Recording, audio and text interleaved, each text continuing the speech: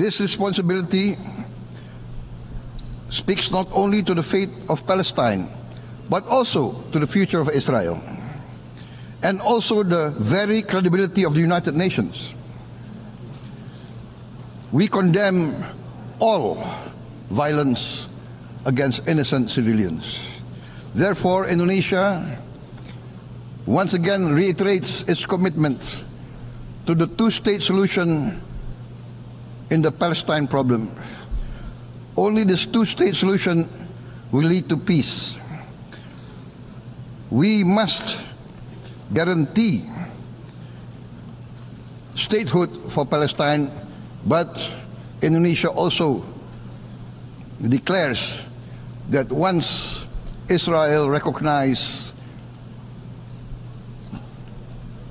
the independence and the statehood of Palestine, Indonesia will immediately recognize the state of Israel, and we will support all guarantees for the security of Israel.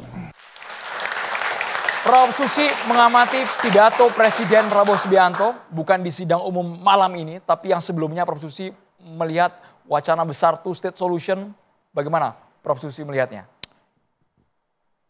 Commonplace, not creative. Okay? Two-state solutions memang harus ditekankan, tapi harusnya mengikuti ukuran standar dari Presiden Indonesia. Soekarno bicara tentang to make the world anew. Harusnya yang kurang dari semua diskursus yang ada, tidak ada ethical humanism discourse. Jadi Pak Prabowo terperangkap dalam transactional diplomacy, yang sebetulnya ini adalah yang disebut sebagai faith, policy, and profit. Karena dunianya sudah menjadi demikian, jadi harus diterobos dengan sesuatu paliatif. Remedinya apa? Remedinya adalah meminta kepada khalayak dunia, mari kita bangun kembali diskursus tentang ethical humanism. Lebih dekat lagi Prof, izin. Ethical humanism, karena sebetulnya genocide itu dilarang oleh tokoh-tokoh yang sekarang mengakui Palestina seperti Perancis. Macron bilang nggak ada genocide. Semua orang bilang nggak ada genocide. Jadi apa alternatif dari genocide supaya lebih acceptable? Kalau misalnya seluruh dunia menganut humanisme yang etis dan digalakkan dengan seruan dan panggilan, mungkin kalau dulu Bung Karno membahas anti-imperialism, anti-kolonialism, kita harus membantu dengan kreativitas baru, yaitu segala-galanya terlalu profit-oriented, kita harus kembali kepada etika humanis. Kalau misalnya etika humanis tidak jadi pegangan, genosida bisa aja dihilangkan, karena ini masalah negara besar itu menghilangkan agenda orang, padahal dia tahu bahwa pemegang-pemegang saham perusahaan-perusahaan yang membuat bom, membuat pesawat, membuat itu adalah shareholders, profit yang diuntungkan.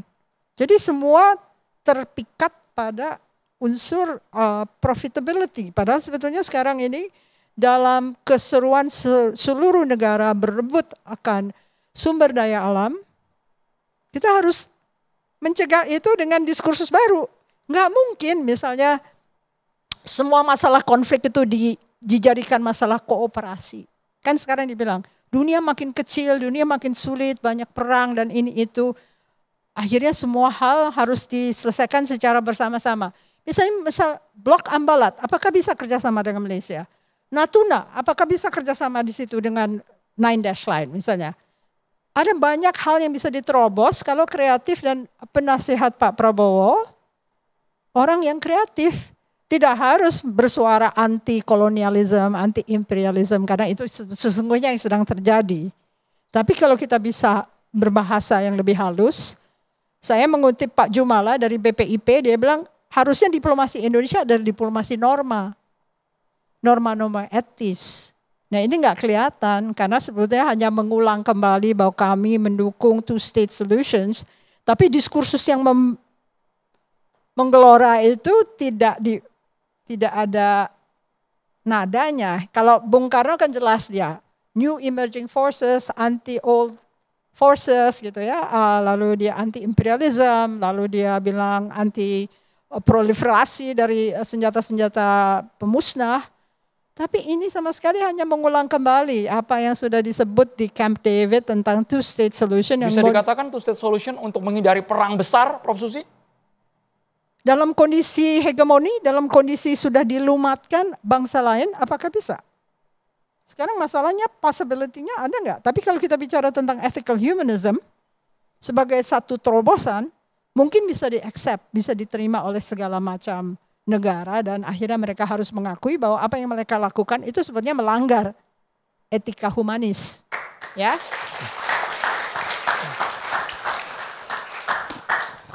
Saya ingin menanggapi Mbak Dina ya. Kalau Pak Prabowo tadi mengatakan saya akan mengakui kemerdekaan Israel, kalau Israel mengakui kemerdekaan Palestina, Pak Prabowo mengucapkan itu sebagai Presiden Republik Indonesia yang tidak punya hubungan diplomatik dengan Israel dan punya hubungan diplomatik dengan Palestina. Maka bahasa yang harus keluar itu seperti itu.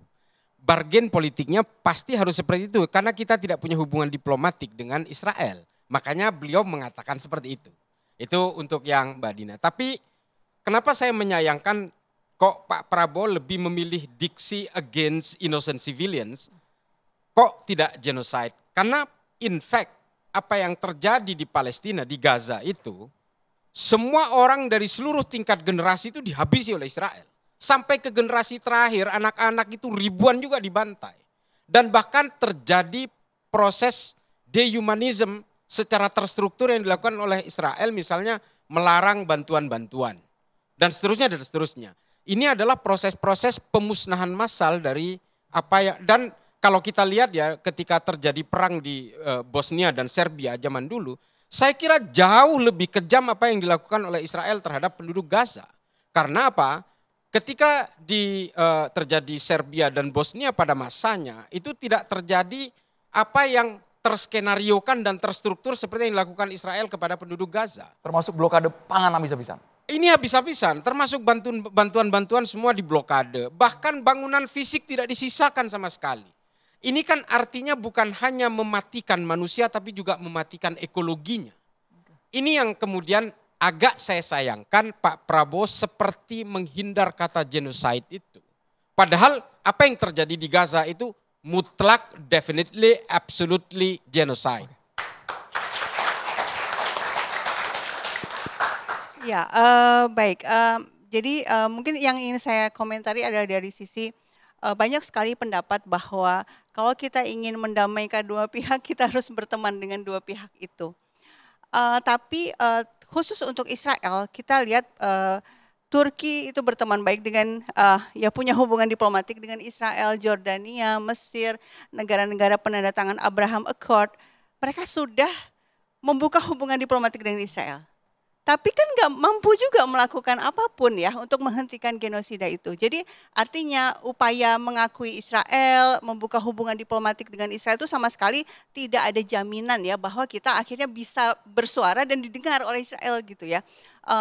Kemudian yang kedua yang ingin saya komentari terkait two-state solution-nya itu.